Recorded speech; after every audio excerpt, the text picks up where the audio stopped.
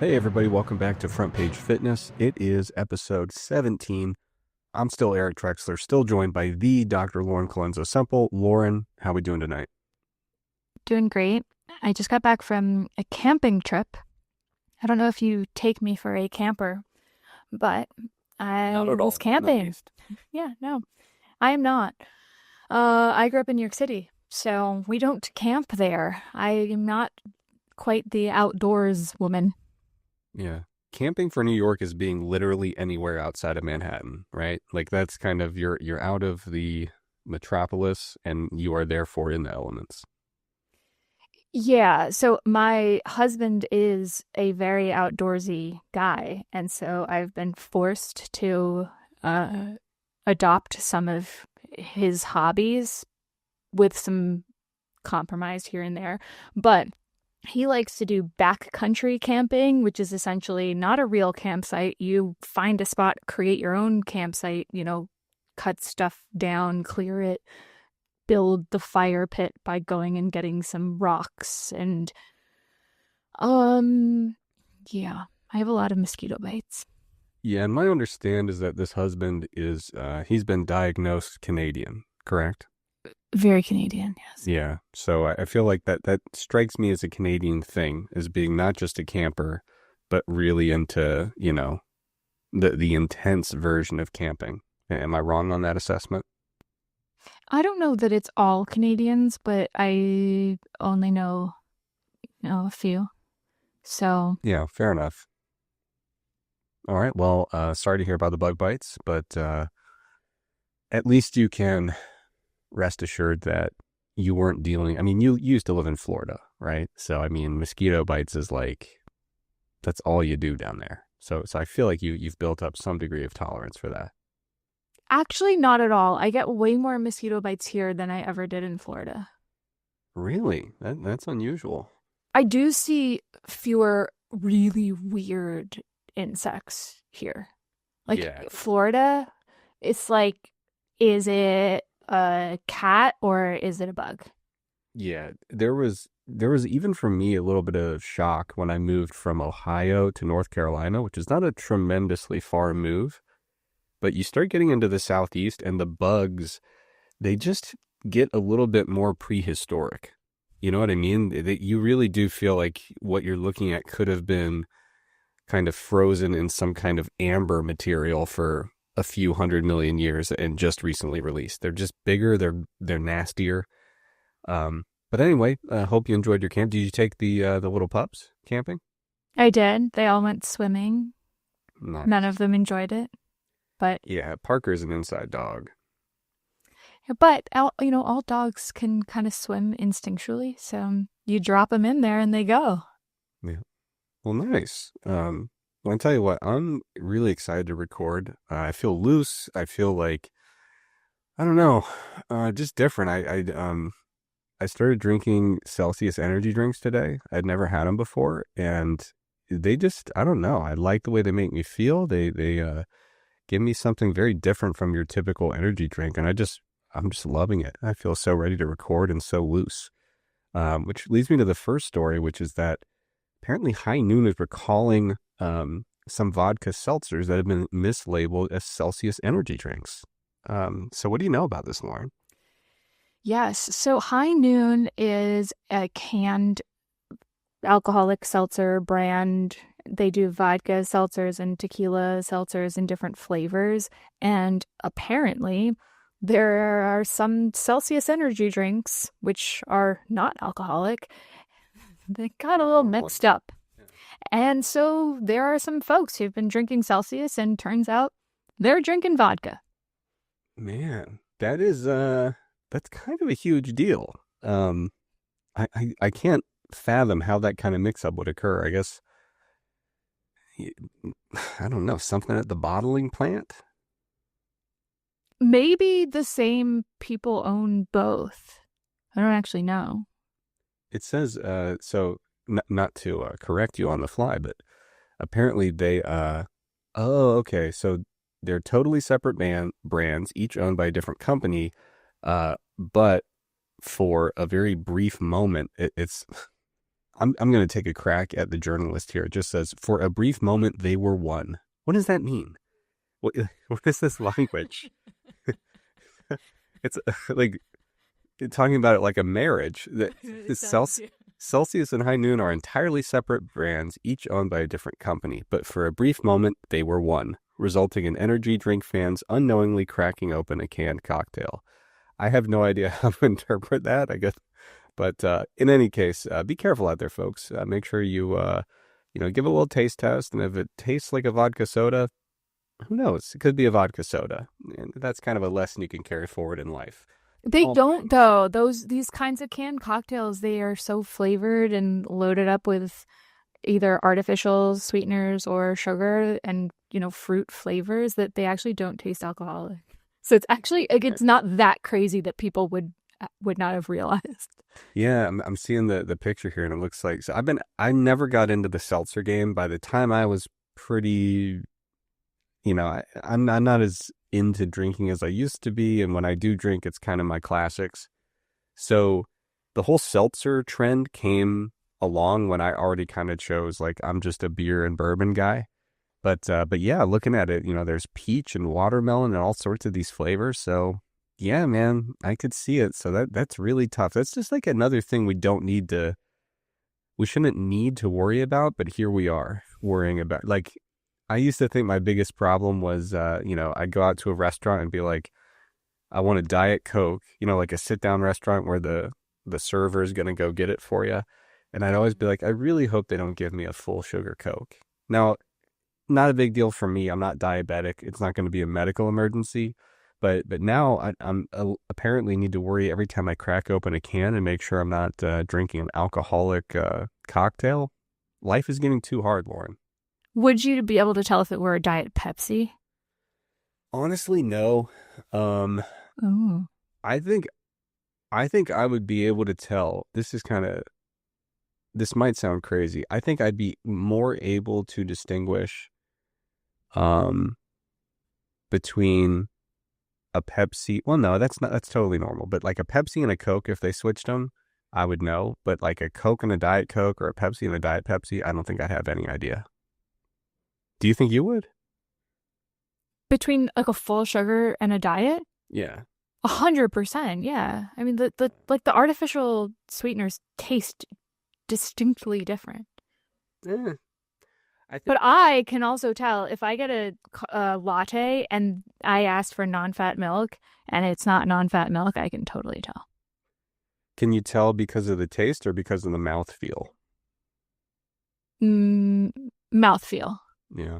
Yeah, that makes sense.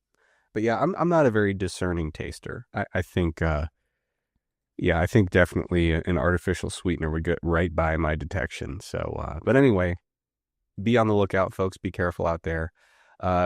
Speaking of beverages and food, that's kind of an area where it's really become our niche. We have a lot of food talk on the show.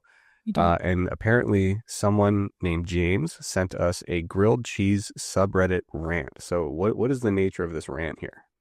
So the title of the post is "You People Make Me Sick," and First of and all, it's doesn't sound like an overreaction, seems totally normal. And for God's sakes, this is from an entire Reddit that is just for grilled cheese.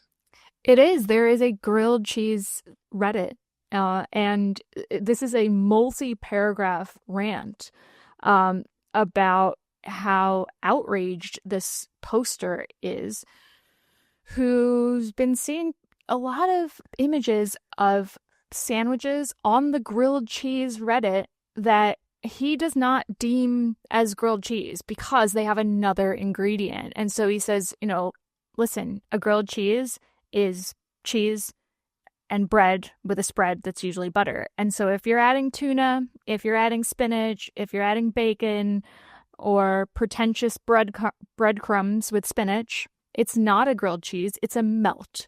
And this guy is pretty upset. And he wants people to respect the grilled cheese and stop changing it into whatever you like. I just want to say, like, I hope this is as upset as he sounds. Um, you never know on the internet. There are people who post things that are not fully genuine, but this person seems very upset. Um, and I also love the kind of, in pure Reddit fashion says, I would be more than willing to wager I've eaten more grilled cheeses in my 21 years than any of you have had in your entire lives. So, of course, there's going to be the kind of superiority thrown in there with the you're all idiots, you don't get it, I do. And I love that someone posting on this post said they likened this to Martin Luther nailing his 95 Theses to the church door. So, for the history buffs out there. I liked, I'm not a religious man, nor am I anything close to a culinary expert, but as a bland, white, Midwestern male, I am honestly the most passionate person when it comes to grilled cheese. This is like an interesting time for grilled cheese because I think I've even heard of, now I'm pretty sure I heard of a restaurant chain that focuses on grilled cheese. So like I'm not saying like a restaurant that has a grilled cheese option, but I'm pretty sure there's a restaurant chain like a franchise that specializes in grilled cheese. And I assume, Lauren, that unless their menu is just one thing, that would probably be like the worst nightmare for this poster. I would have to imagine, that they're probably pulling out all the stops, putting tuna in there, the breadcrumbs, the spinach, you name it. I'm sure they're doing it. I believe that chain is Meltwitch. Okay. Yeah, that So sounds. yeah, he would be mad. But he says there's no problem with it's not that he Yeah. dislikes the melt, it's just that he doesn't want you calling it a grilled cheese. Call Okay. it what it is. So maybe he wouldn't be upset about Meltwitch. Yeah, we'd have to get into it and see exactly how they market it. But yeah, people get passionate about grilled cheese. I remember when I was a kid, oh, what I love grilled cheese. And the real secret is what you need to do is get some garlic in the mix. So a little bit of, as you kind of like, cooking the butter into the bread, Mm. more like use like a garlic butter. It really kicks things up a notch. So that's my food recommendation for the month. Lauren, anything to add there? No, I'm not a grilled cheese aficionado. Um, but I don't know that I love a melt either. Maybe. I kind of just don't love a hot sandwich. What? What about a panini? It's fine. Hmm. Wow, that's really troubling to me. I feel like a good melty cheese-filled sandwich is about as good as it gets. So you're gonna inevitably get a lot of hate mail for that. But to each their own. If you don't want a grilled cheese, then it's more for the rest of us. In the UK, they call them toasties, which I think is cute. That is the most British thing I've ever heard in my life. Toasty. Good grief. Um, all right. Lauren, I need to get something off my chest before we get back into the kind of like headline stuff. So this is more a thing I noticed in fitness that I just have to comment on because it's truly insane. So Lauren, we work in the biz, right? So of course we see the front facing stuff that's being, surfaced to potential consumers in the fitness world. But we also see it a little differently because we are in the fitness world. So it's kind of like if you're a filmmaker going to a movie, you could watch it as a moviegoer, or you could kind of watch it as a filmmaker and be like, interesting, I see what they're doing here. So one thing I've noticed working in fitness over the years is that there is a never-ending cohort of predatory, useless, brazen business coaches who spam the world with insane business recommendations. And so, like, for a very brief moment in time, the fitness industry was all about coaching, meaning I will coach you as my client to help you achieve your fitness goals. And quickly that gave way to people who wanted to coach coaches. And they became like fitness business coaches. And you think, okay, well, what does it take to be a fitness business coach? Is this someone who, I don't know, maybe they have like an MBA, like a master's in business administration, and maybe they're a serial entrepreneur who started and sold multiple successful entities and now is just in that last phase of their career where they want to pay it forward and, you know, work with energized entrepreneurs in the earlier stages of their career. No, these kids are 19. Okay. Like every like fitness business coach is 19. They have never done anything, as a business owner. They've never done anything that's not a scam, I should say, as a business owner. They have no formal education in the area. They have nothing of value to provide. And so what you tend to find is they all kind of huddle up and get a terrible idea, and that's what they push for the next 6 months. And then my inbox is full of just nonsense. My Instagram feed is full of nonsense. But you can see that they're all getting the same parroted bad advice. And Lauren, that is all a setup to tell you that there's a new set of bad advice going around. And there's a little grain of truth to it, but oh my God, it has gotten so out of hand. So it is very clear to me that the cabal of 19-year-old fitness business coaches has decided the new thing to recommend to everybody is you need to niche down with your fitness services. You got to go find your niche and target that. Don't try to be everything for everybody. Really narrow in on what you do.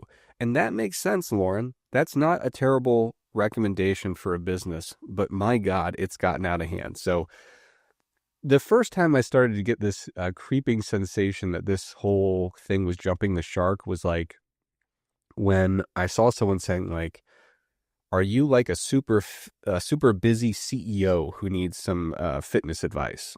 You know, so I'm like, okay, I get the idea of like going for busy people, you know, in their 30s to 50s or whatever, but like specifically going for like high-powered executives seems like a bold move. But you know what? I get it. It's a demographic that has a lot of money, not a lot of time. They might want to pay you for stuff. So then I saw someone saying like, I think the next one that caught my eye was, are you a former college athlete within a given age range? And I'm like, that's weird because like different college athletes just have fundamentally different needs. It's not like a single cohort of people. Like if you played golf at a Division III school, you got a whole different life than someone who is a Division I high level basketball player and is now in their 30s. So like this is not a uniform group of people by any stretch of the imagination.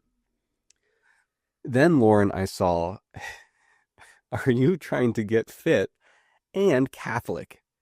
And I was like, okay. I was like, listen, Like, are you trying to become Catholic? No. Or are you already Catholic? Are you trying to get fit and also Catholic? And so it's like, this is our fitness coaching for Catholics. And like, okay. And Lauren, I grew up in a Catholic home. Okay. So, because I will say this, I have worked with people who are of various religious backgrounds and live in various parts of the world where it actually is pertinent. You know, like I can't like say, hey, why don't you have, you know, a big old slab of beef? And they're like, we don't do that here. You know what I mean? Sure. So I understand and I appreciate the idea of kind of like culturally tailored coaching services, especially when you get into the realm of nutrition, right? That makes sense. And that's actually something that we could use more of in the world because like, yeah, everybody kind of gives like these bland nutrition plans out and they really aren't very culturally informed at all. But I can tell you as a person who was raised in a Catholic household, we didn't really have that much going on that had anything to do with our fitness. It was like, yeah, there's a few Fridays where you have to get fish instead of meat, and that's pretty much it. So that one caught me off guard. But Lauren, there's one even more jarring that I saw the other day, which is what made me say, okay, I need to speak out and I need to do something about this. So Okay. I was scrolling through Instagram. And I don't know the funniest way to say this, so I'll just say it plainly. It was fitness coaching for gingers. What? Yeah. And so it was a gentleman with red hair and freckles. And that was exactly how he put it. He said, are you a ginger trying to get fit? And I was like, what could this possibly entail? Like, why in the world would you find that niche is not doing anything for you in terms of how you're tailoring your services, how you're tailoring your marketing. What is happening here? So to me, that whole concept has officially jumped the shark. If you are part of the club of 19-year-old fitness coaches who does photo shoots on private jets that you're not actually traveling on, please get people out of this essentially race to the bottom of finding the most obscure, irrelevant niches to cater to. Because, Lauren, I was a coach for many years. And if you were to go through my records, you will not find the folder where I say, here's the programs for people with brown hair. And then here's the programs for people with blonde hair. And then the secret folder where I really make the money is the programs for people with red hair. That was never a thing I did. And I just can't believe that we're here, Lauren. I have not seen this. My feed is more the hormone nutritionists and the cortisol coaches of the world, but it makes sense, right? Actually, I don't know if it makes sense. I think Well, it exists. I'll meet you halfway. But I will say the idea that, you become a fitness business coach is very similar to, you do when bikini competition or bodybuilding show, and then all of a sudden you are a physique coach or a posing coach, or so that seems to be in line with that, which is no one cares about qualifications in the fitness industry. It's all about, are you jacked? Are you lean? Do I want to look like you? And therefore, let me follow this program. And I was doing a Q&A on Instagram over the weekend, and someone asked me about like various methods, but one of them was Tracy Anderson, and one of the quotes when you go to her website is like, it's repetition doesn't get real results. Like what you need is a constantly switching it up, and basically muscle confusion type vibes. So we need to do a different workout every day, every week, etc. And but Tracy Anderson and all of the models on the website are lean and have visible muscle, and so the marketing works, even though the exercise programming is crap, because people want to look like them. Yeah. Did any of them have red hair? They didn't. I don't see a lot of redheads in the fitness community, so perhaps they are underrepresented, and therefore that individual is reaching out. I mean, they probably tried everything with all the, the generic training programs and said, these don't work for us. And so now we're going to see a resurgence of that demographic in the fitness space, because finally someone is saying, hey, we know that these programs for brown-haired people do not work for us. So they're going to sort it out, and we're going to see. I have noticed anecdotally that when you're doing a biopsy on a redhead, they often need more lidocaine. Interesting. Like they're like greater pain sensitivity? Yeah. What's your sample size for that, for that observation? I would say across our lab group, it's happened enough that it's something to be aware of. That is very interesting. Yeah. We're going to have to look into that. We should. All right, Lauren. One other thing we're going to have to look into is urination. So we've got two urine-related things to discuss here. The first one, I don't have a lot of context for. It just says the Shiwi. Yes. So what is it? So the Shiwi is a brand of female urination device. And the idea here is that, if you are a man, it's really easy to pee in public. But if you're a woman, not so much, because you have to pull down your pants and squat, and everyone sees you doing it, and public urination is illegal. And perhaps you want to do that at a music festival, or at on a hike, on a trail, or while camping. So my mom, in her retirement, has become an avid hiker. And my dad gifted her several years ago one of these devices because he thought, oh, like this is a really creative gift that you could use because you go on these big hikes for, several hours. And if you need to pee, maybe this would be helpful for you. And these get amazing reviews and blah, blah. My mom was horrified. She refused to accept the gift. I was going to And say, you know, as a man Mhm. married to a woman, Yes. never in a million years would it cross my mind to give this device as a gift. I'm looking at its website, and I have to give your father credit for the ambition. A lot of people, they go very lazy, not very thoughtful with their gift giving. So I got to give him that at least. But this is far too personal a thing to say, you know what, I'm going to go out on a limb, take a swing, and say that this is going to be well received and be deemed useful, because I'm looking at the website and it is essentially a crude drawing of a woman in nature, and she's near a tree, and yeah, she's standing up and urinating out of, I don't want to get too graphic, but we'll call it a cup and a tube, essentially, in one piece, So yeah, this is a very, very brazen thing to give as a gift, highly personal. So I don't fault your mother. There's a limit to gracious acceptance of gifts, and I think your mother is completely on the right side of history here by saying, "What is this? Please take it away." So I inherited it. Oh my God. And it's been sitting in my house for a couple of years because, it never even occurred to me to use it. The thing, I mean, as you said, it's basically you put this sort of cup-like thing under your bit. Contoured cup, yes. And then there is a spout attached to it, which is Spout, yeah, phallic-like. yep. And you pee and it comes out of the spout. Anyway, we went camping, and prior to said camping trip, we came across this unused urination device, and I tried it. Oh my God. And it was really weird.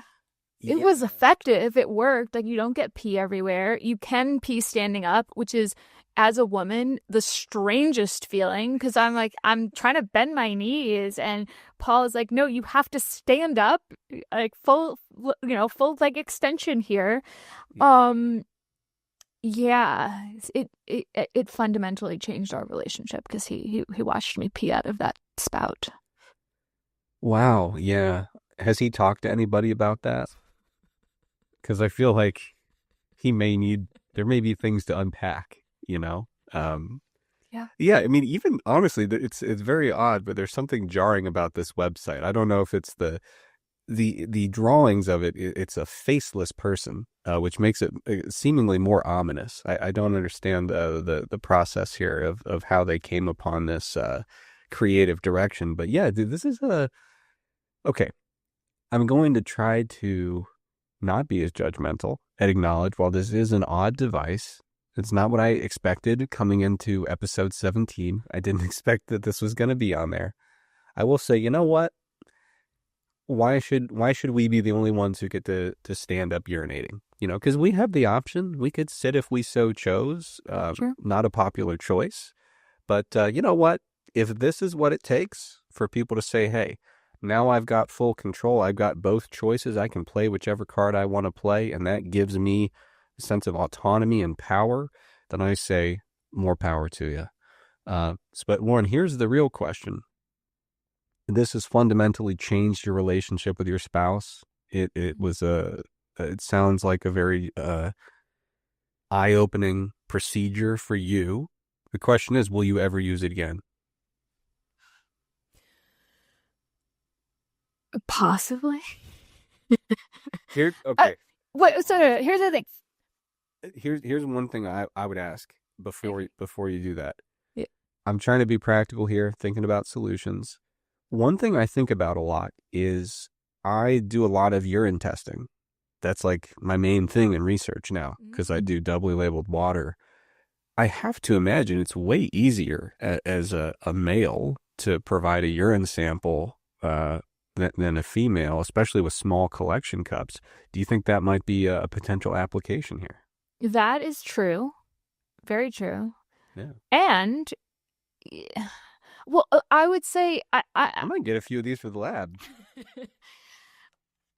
there was nobody around, and I was having a lot of trouble like holding it together. There was a lot of laughter going on. I cannot imagine using this in a public space. Like they market it, say, yeah, like if you're at a music festival and there's a long line for the bathroom, like don't worry about the porta potty. Just, go and pee in the woods standing up.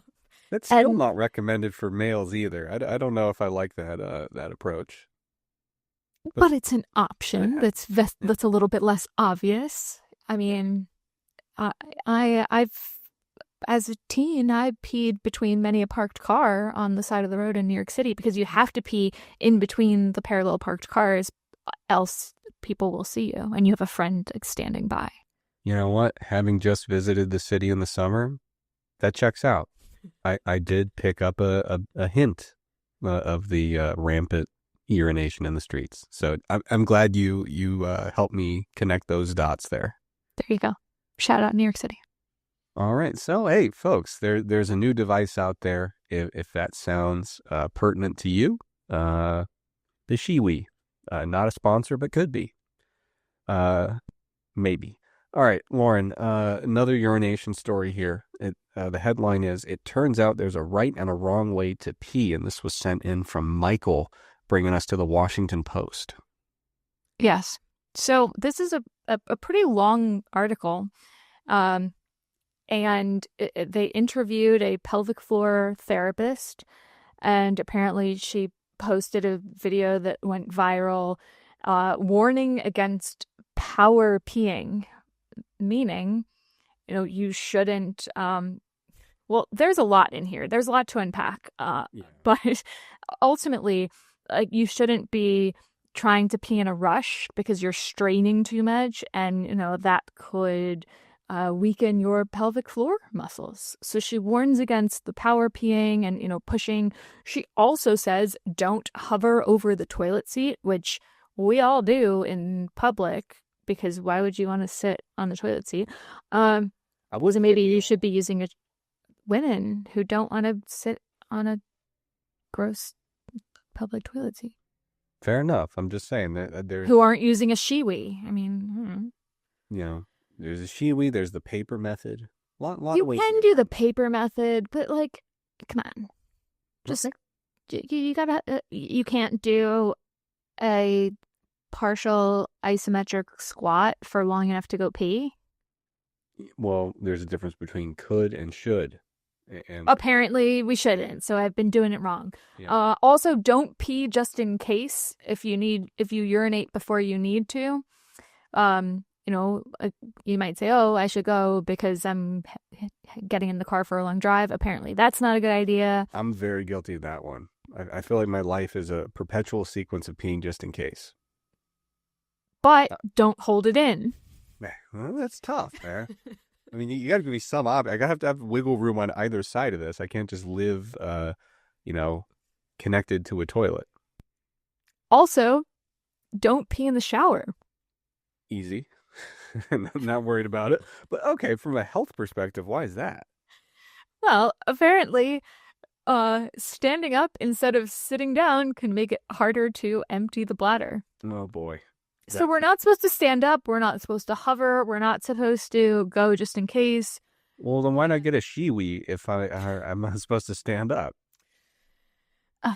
Well, I don't know, but this person recommends that you should, practice belly breathing, lean forward and breathe when you're on the toilet, so that the pelvic floor muscles relax. And keep a pee diary. There you go. Now, okay. So here's the thing. I was aware of some of these things. And I think generally speaking, if you do have any issues related to potentially your pelvic floor and incontinence, these are definitely kind of the standard things that you hear. If you're not having any symptoms and you feel like you're good to go, then I think probably it's not something to lose sleep over. But one thing I do want to acknowledge, Lauren, we do a lot of the snarky chuckling about stories, but I want to highlight a very uplifting story in recent headlines. So, on the topic of incontinence, Lauren, you know I'm a very avid college football fan. I love it. You hate that I love it, but that's okay. I don't talk about it too much. Mhm. Uh, but Deion Sanders is the head coach of Colorado's football team. And he surprised everybody with an announcement no more than a week ago saying that he was actually diagnosed and treated for bladder cancer. And it was a very uplifting story because, first of all, he's cancer free, so the treatment was effective. But he, at the press conference, brought out his oncologist, his surgeon. They kind of talked through it, and he was so candid about it. And it was really nice because he's going through a lot of issues right now where he had to have his bladder removed, and the surgeons basically made him a new bladder out of, I believe, a portion of his intestines. And so he was talking about his challenges with incontinence and how he's, he's like saying, "Hey, I'm going to be on the sidelines. Things are going to be different." But yeah, it was just one of those things where I think I'm gaining an appreciation of it as I get older, and I'm aging a decade a year, it seems. We Rapid. really got to do something to figure out what's happening here. But as I get older, I feel like I have a greater appreciation for people who are like, hey, public facing people who are going through health challenges and say, hey, let's talk about this and not be embarrassed about it, not have all this shame and stigma attached to it. So on the topic of incontinence, that's something that's been in the news. And I think a lot of people found it really refreshing for someone to say, hey, people with bladder cancer, people with a variety of different, there's a lot of folks who struggle with incontinence for a variety of different reasons. And so it's always good to see folks who are willing to get out there and say, let's talk about this stuff in a real way and talk about how we can be proactive. So I just want to give a shout out to Deion Sanders, who I think impressed a lot of people with his candidness and his candor and his positive attitude. So if you haven't seen that press conference and you're into college football, check it out. Because it was, like I said, very uplifting, very positive thing. But anyway, Lauren, I didn't mean to get serious because that's not a funny thing to get serious. But I felt like I wanted to mention that because Deion's the man. But anyway, yeah. So these are things that I have been aware of for a variety of reasons. Because Lauren, you work with if you work with uh, women who lift weights, incontinence, you cannot be coaching women and have no idea about incontinence because it happens a lot in the lifting world. So these are some good little tips and tricks. But obviously, there's a lot goes into it. Very, very complicated stuff. So I wouldn't necessarily say if you're a fitness enthusiast, day one, sit down with your client and say, let's talk about peeing and go through this whole laundry list of things. But it is important to know pelvic floor stuff, incontinence related issues. They very well might come up, with women who are lifting heavy in particular. And there's a variety of risk factors that may increase the likelihood that some of those conversations happen in the fitness context. For sure. But to address those, we wouldn't just discuss how, when, and in what position you're peeing.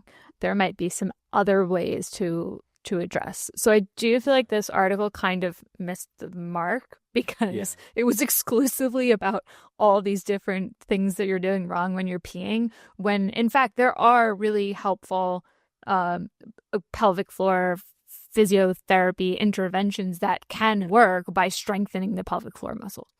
Yeah, it's certainly not going to be satisfactory to just say, oh, I've been going just in case too much. That'll solve everything. Yeah, it's much more nuanced than that.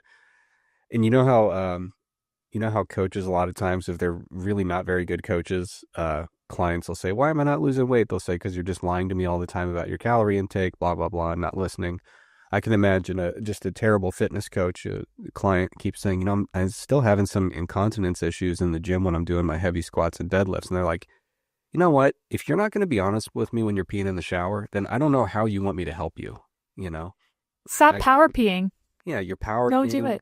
I know No you're power peeing. hovering. I know that you're going in the shower, and until you can be honest with me, what am I supposed to do for you? So Yeah. don't be that coach.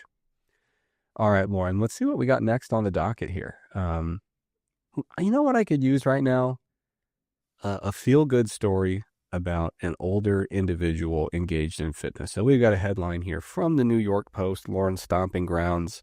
It says, meet the 100-year-old fitness fan who works out multiple times a week and is very flirtatious with younger guys at the gym. So what's going on, Lauren? Yeah, this should be a feel-good story. How many Uh, restraining orders have been filed against this woman? well, in true New York Post style, the first line of this article is "Granny got gains." So they're not quite going with the feel-good sensitive angle, but ultimately it goes through and says, she works at these two different trainers, and she's improving her physical function with exercise, and these are some of the exercises she does. But for some reason throughout this article, they say that she really pays attention to men in the gym. She's very flirtatious. She loves men, and they they say that um, she's constantly paying attention to the guys in the gym, and it's like, you're 100 years old, so is this so terrible? Because it doesn't sound like she actually did anything offensive. But here's a line. She's never smoked cigarettes, but admits to a holy trinity of vices that includes root beer, the occasional glass of prosecco, and the aforementioned weakness for men. Oh my God. A spirited skinny dipper in her youth. Why would they throw that in there? Like, I just don't understand why, in an article about this 100-year-old woman going to the gym and working out with a trainer, we're just slut shaming her throughout. With all due respect to the New York Post. Yeah, and of course we begin and close every episode with all the respect to the New York Post, who we love and appreciate and cherish. We'd have no show without them. Uh, but yeah, there's a lot of ways to do this article. I'm not sure if they necessarily struck the tone exactly right. And they did the one thing that's a little bit of a pet peeve for mine, a pet peeve of mine. I don't want to misquote here again out of respect for the for the New York Times. Yeah, Post. so it says no, yeah, sorry, New York Post. It says trainers will say to their clients, "You have no excuse not to train. We have a woman who's 100 years old who trains." I feel like every time you read a fitness article that's supposed to be a feel-good article, they end up throwing that line in there to kind of do like an underhanded compliment for this person. Like, it's like, leave them alone. You don't need to like throw them out there and be like, even this person with all their, it's always like kind of a veiled diss on the person when you're saying like, even they're coming in. Like, So she's practically dead. yeah, this is And bad she's still coming living. in. So what's your excuse? Like we can just motivate people without having to like prop up someone who's facing a hardship or has some kind of obstacle or whatever you want to insert there. And frankly, if you look at the motivation literature, it is not, there's not a robust literature saying, all these social psychologists and other psychologists getting together saying, we actually found out what helps motivate people. Just find someone in a worse place than them and just put it in front of their face. That is the key to sustainable long-term motivation and behavior change. Unfortunately, Lauren, that doesn't seem to be the case. I don't have to lecture you. You have a collegiate degree in psychology. But yeah, that's just a little pet peeve of mine. Like it's okay to just motivate people without having to throw somebody under the bus. Yeah, I mean, I think the broader conversation about that is just, we tend to do that in a lot of contexts, like, oh, it could be worse, or at least it's not this. And when in Hey, reality, at least you're not her. It doesn't feel good.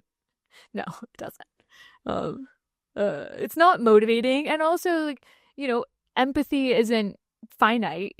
There's enough to go around, and um, you can have empathy for any situation. It's not. I don't think it's productive to be like, well, oh, it could be worse. Yeah, yeah, not my kind of thing. But anyway, good for her. Being 100 and That's cool. getting after it, doing what she It's wants really to cool. do, and And she can flirt with whoever she wants at the gym. Doesn't even sound like she did anything. Jeez, yeah, honestly, the New back York off. Post needs to stay out of her business. Unless she's been getting a laundry list of complaints from these innocent gym goers saying, "Please keep this person away from me. I can't get a moment's peace." Short of that, leave her alone. Let her do her thing. We don't need to expose her skinny dipping. We don't need to, It's convict her not of relevant crime. to the conversation. It's completely irrelevant to her fitness journey. Yeah, no, they really wanted to play up the promiscuous angle here, which is an odd angle to take. But in any case, we've talked about every time I write about longevity, lifespan, things like that. It really is true. Like she is checking a lot of the boxes you'd want to check, which is, staying engaged in fitness, maintaining strength, maintaining function, mobility, and maintaining social interactions. Now, Yeah.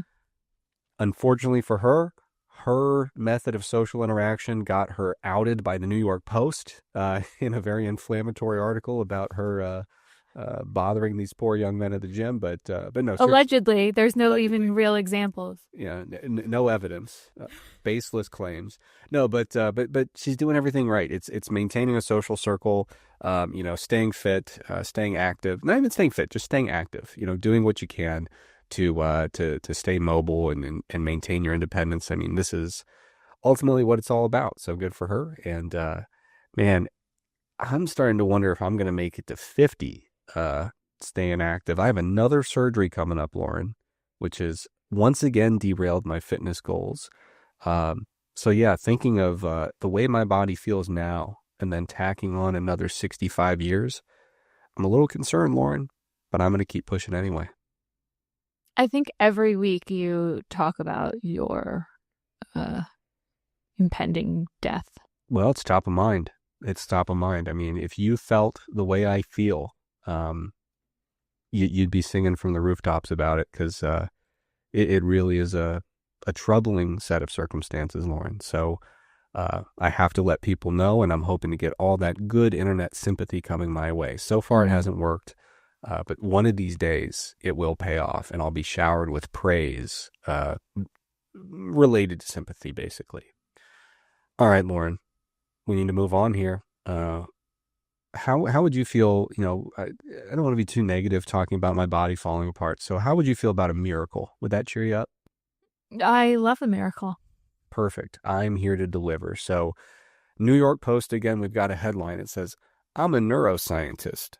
This one-page miracle can boost brain health, plus why I nicknamed my mind Hermie." First of all, what is happening in this headline?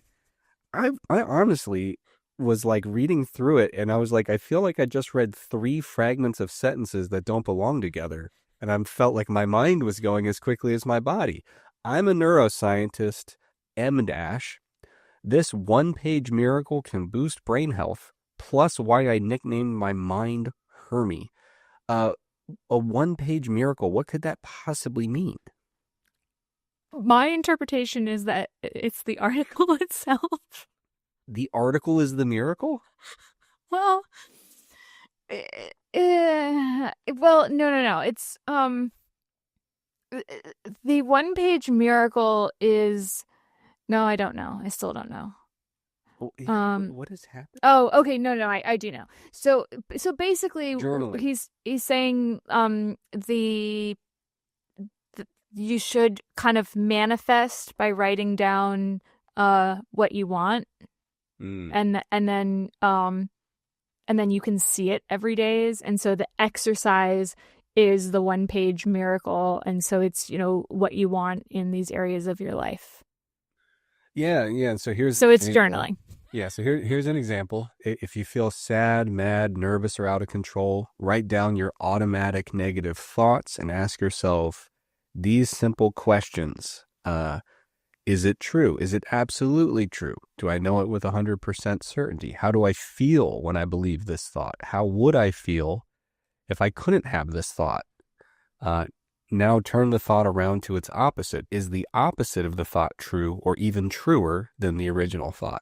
And I will say, as someone who spent a great deal of time studying Buddhism and Buddhist philosophy, I do like the idea of being mindful of your automatic negative thoughts, interrogating those thoughts to some extent, choosing when to engage with them, when to challenge them, when to simply let them go. So I do. That's not the one-page miracle. That's a separate piece of advice, but Okay. fine. Well, all right. I agree. I'm not hating on all of this.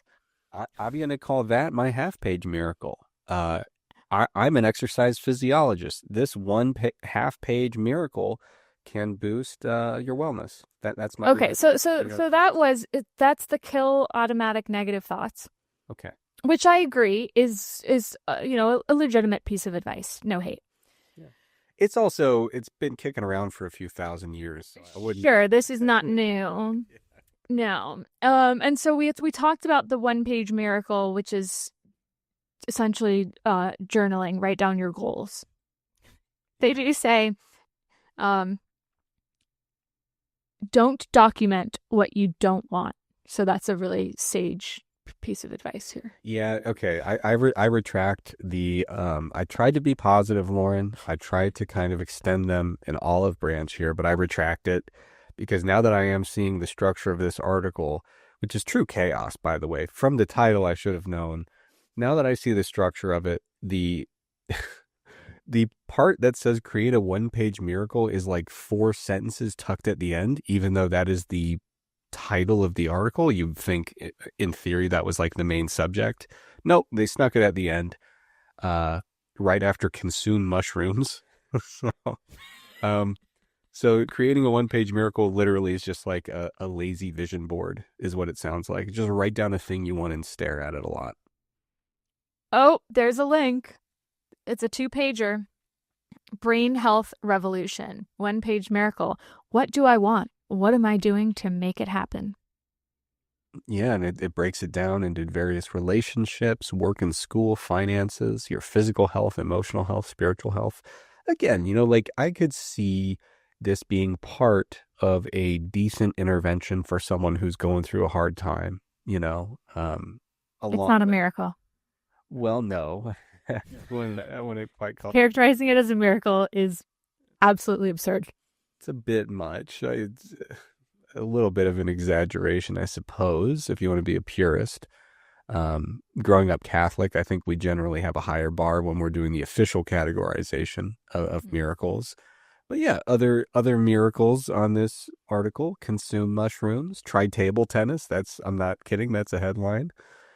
Kill automatic negative thoughts, and give your mind a name. That's the last part I need to pick your brain about. Well, I'll go back to mushrooms because we already discussed them for killing your old person smell, and so if they can also, help your memory and cognitive function, then like, hey, mushrooms are just the bee's knees. Yeah, people like to attribute a lot to mushrooms. That's for sure. As a vegetarian, I appreciate them for being a nice savory swap for various meat dishes. But okay, I'm on board with giving your mind a name as well, I suppose. No, then giving your mind a name is the craziest part of this entire article. No, I'm on board with it. So he named his mind Hermie after the troublemaker pet raccoon he had as a teen. So first of all, and I say this as a cat owner, I love my cats more than life itself. But we have to be realistic about the animals in our lives. Okay, one of my cats is a troublemaker. I don't love her any less. But here's the deal. Pet raccoons, cute as they may be, they are all troublemakers. There's no such thing as a non-troublemaker raccoon.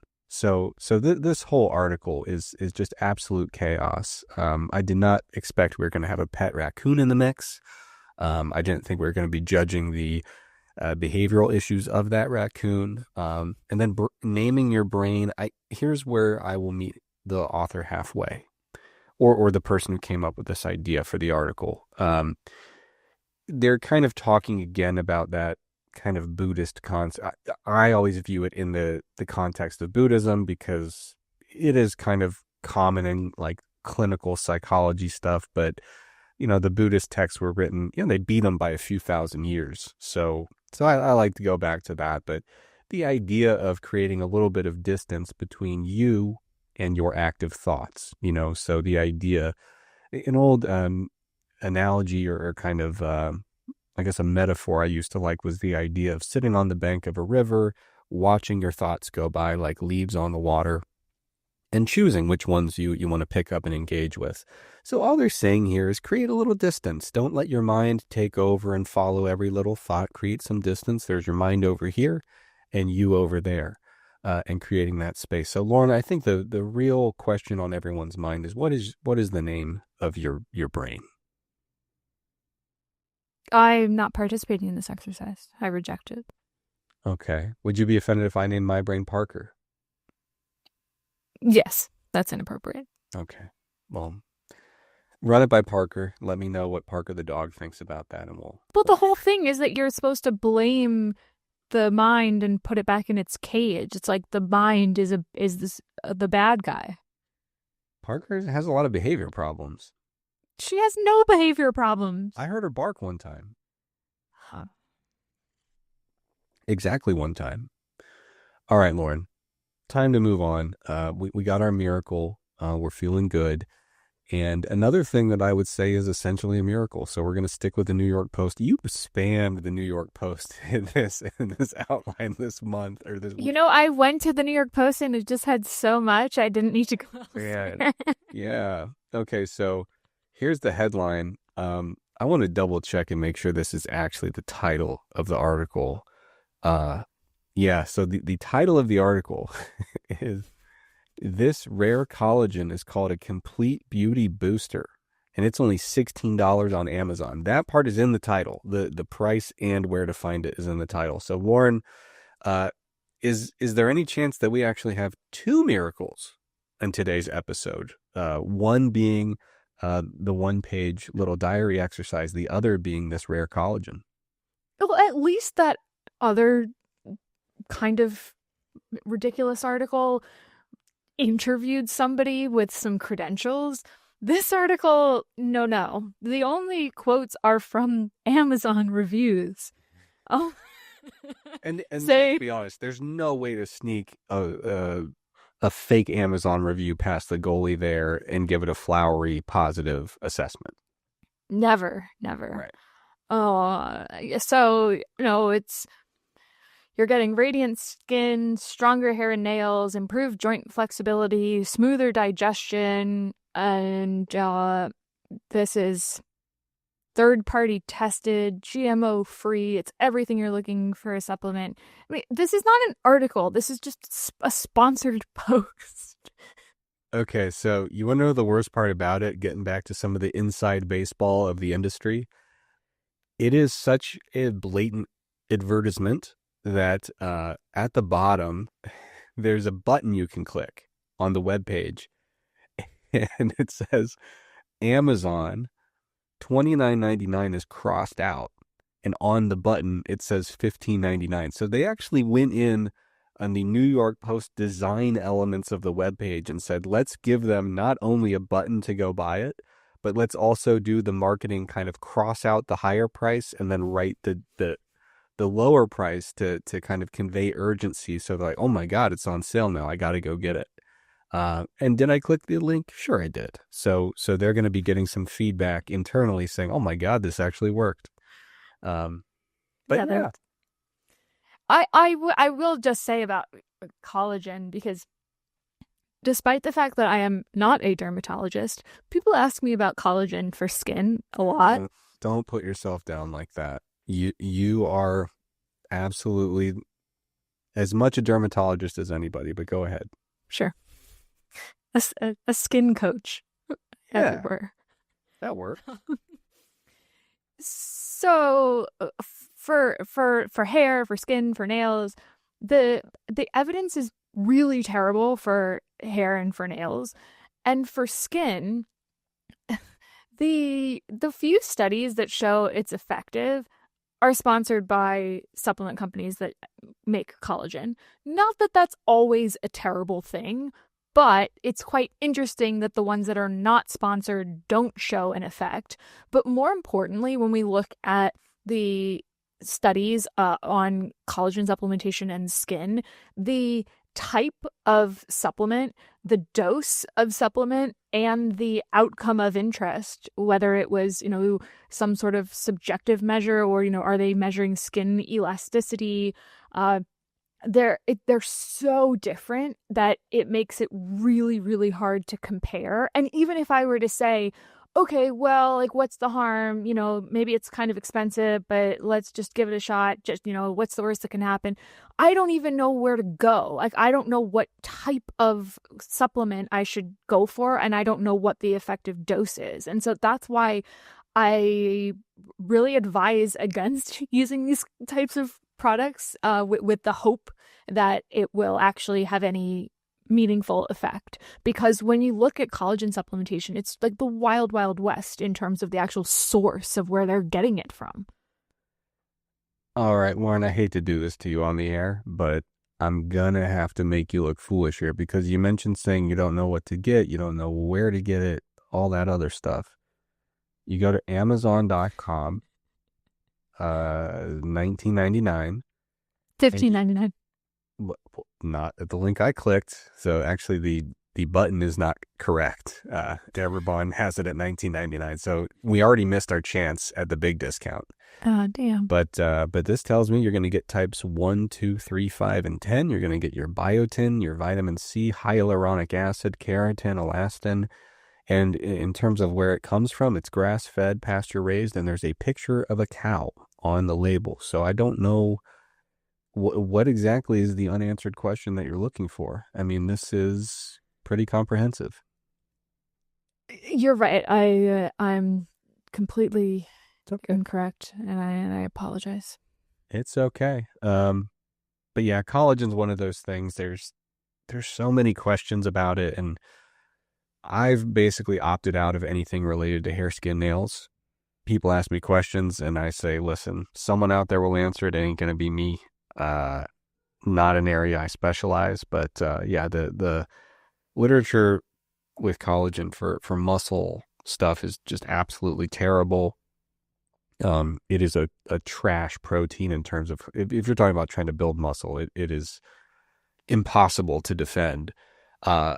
But again, even with the joint stuff, it kind of falls into that gray area, like you mentioned, where there's very few studies. There's the ones that are industry funded versus not. Each study seems to be looking at a totally different outcome than the one before it. So it really is quite difficult to kind of synthesize kind of a unified view on, people who are like, well, joints aren't feeling like they used to, or I'm recovering from a soft tissue injury. Does it make sense to throw this in there? But my general recommendation with that stuff has always been to just use glycine instead. Theoretically, if you kind of go through the metabolism of collagen synthesis, it should be the case that glycine is basically the rate limiting factor in terms of being able to assemble your own collagen.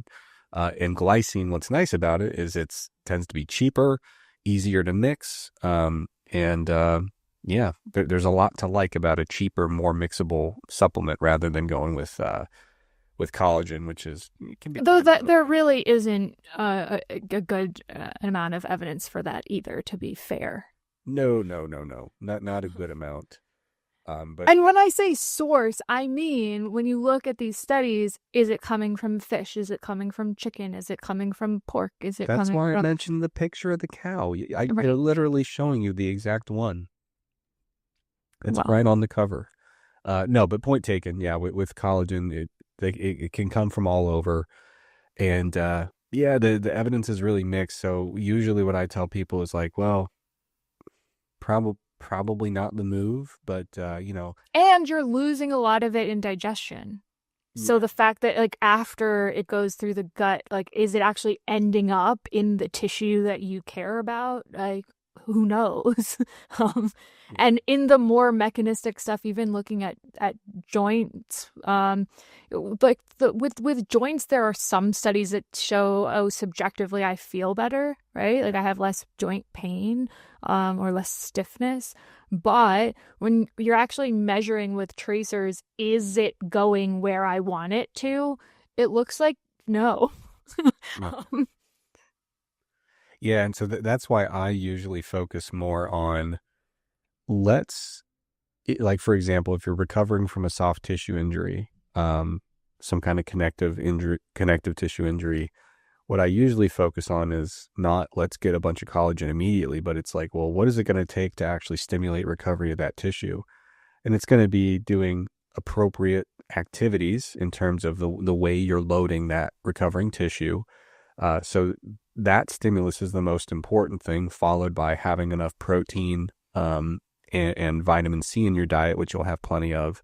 And then only on top of that would I consider like, okay, if you really want to stack the deck, maybe you're, you know, super into training. You've always been really into supplementation. You know, you're willing to waste a little money looking for that little fraction of a percent advantage of getting back into the gym faster or healing up better. Only in that case would I say, if you wanted to throw some glycine in the mix, go for it, but don't expect the world of it, you know. So that's kind of as far as I get. I don't think I've ever actually told somebody like, oh yeah, collagen's a good move there. Anything to add? no, I would just, before everyone goes running out to buy glycine, I would just say we need to be honest about that. Like you're speaking sort of mechanistically about why it Yeah. could be effective, not that it is. Yeah, no, that's 100%. Yeah, highly specialized, totally speculative, based on mechanisms. Yeah, I've never actually been working with someone and said like, you know, we really need some glycine to bail us out here, you know. But basically, the reason I mentioned glycine is because, you know, Lauren, I've been in the like powerlifting side of this world for a long time, like evidence-based nutrition for people who love lifting weights. And after getting the question a million times of should I take collagen, I would look at the evidence and say the evidence for collagen is really weak. And also mechanistically, it just doesn't really make sense for why you would go for that over just the building blocks of how your body builds its own collagen. So that's, and there's some mechanistic work suggesting that, you know, it may make sense in certain cases, but again, it's probably the weakest view that I hold is that there could be some potential benefit there. So it's definitely not something that I would recommend. It's just an interesting little bit of speculation and science, and the mechanisms are fun to think through. But at the end of the day, like I said, even for connective tissue joint stuff, the most important thing that you can do by far is focus on how you're actually loading the tissue, not too much, not too little, the right kind of loading, and then eat enough protein that your tissues broadly are going to be recovering. That's pretty much the simple formula. And don't get scurvy. You don't want to have scurvy. Vitamin C, you need it to create collagen. So throw some of that in the mix from your diet. You don't need a supplement. Is that fair? Not That's gonna fair. not gonna put me in supplement pusher prison here. So we've covered a lot of ground in this episode, and I Oh think yeah, the big takeaways are be mindful of your energy drink because it may or may not contain vodka. true. Um, a grilled cheese is only cheese, bread, and some sort of spread, And garlic. nothing else. I suppose garlic is allowed as long as it's mixed into said spread. Yep. Um, Coaching for redheads probably unnecessary. Well, I think they should have access to coaching. I just don't. I just don't think it needs to be a totally distinct niche category. That's all I'm saying. The Shiwi works, but it's But awkward and strange. it works, but at what cost? That's right. Yeah. Um, no power peeing, no peeing in the shower, no peeing just in case. Don't hold it. Did I miss anything? Yeah, don't go too early and don't go too late. Right. Okay. So, yeah, I'm not really sure what the right way is. All I heard was a lot of wrong ways. Yeah. Um, if you're 100, do your thing. Go to the gym. And, if you skinny dipped in your 20s, that really won't affect your fitness outcomes. And you don't have to disclose that. I fear that she was basically interrogated by New York Post reporters. So I don't know how they got that out of her. Yeah, it doesn't really feel like a standard question for somebody's gym. It's like they sat down with her. So what's the most embarrassing thing you've ever done? What's the worst thing you've ever done? What's the thing you've done in the past that you want to do now? Like those are the first three questions. Uh, Eat mushrooms because apparently they're good for everything. Name your brain. Name your name your brain. And probably skip collagen, but if you want a good deal on it, go to the New York Post. Apparently they have a discount code. But again, and I can't stress this enough, not a joke. The title says $16. The little clickable button on the article says $16. You click it, you go to Amazon. It is $19.99. So that is a racket, and I'll have to write a letter to the editor. I would litigate, but then we would have no show left if we actually crippled the business of the New York Post. So we'll let this one slide. All right. All right, Lauren, I think that does it for tonight. Everyone, thanks so much for listening. As always, if you want to support the show, make sure you like, rate, subscribe, review. Send us an email if you have some interesting stories you want us to cover. You can email us at frontpagefitnesspodcast@gmail.com. Thanks so much. Have a great week, and we will see you in 7 days.